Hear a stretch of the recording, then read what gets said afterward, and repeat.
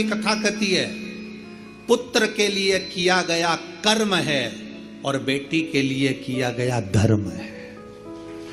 धर्म है, पुत्र के लिए करना ये तुम्हारा कर्म है। मेरे को दुकान लगाना है, बच्चों को सेटल करना है, बच्चों को ये करना है, बच्चों को वो करना है, मेरे बेटे के लिए ये व्यवस्था करना है, मेरे बेटे की शादी करना है, मेरे बच्चे के लिए ये करना है। पुत्र के लिए करा गया ये कर्म है। बेटे के लिए तुम लाखों की संपत्ति छोड़कर जाना, वो धर्म नहीं कहलाएगा। बेटे के लिए तुम दुनिया भर की दौलत छोड़कर जाना, वो धर्म नहीं कहलाएगा।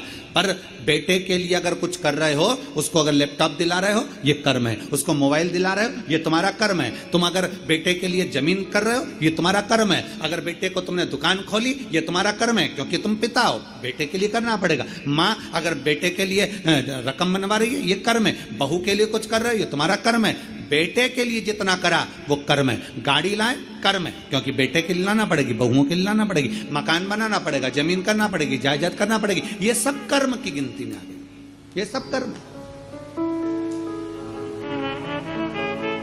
दुकान बनाओ बेटे के लिए, जरूरी है। जमीन करो बेटे के लिए, जरूरी है।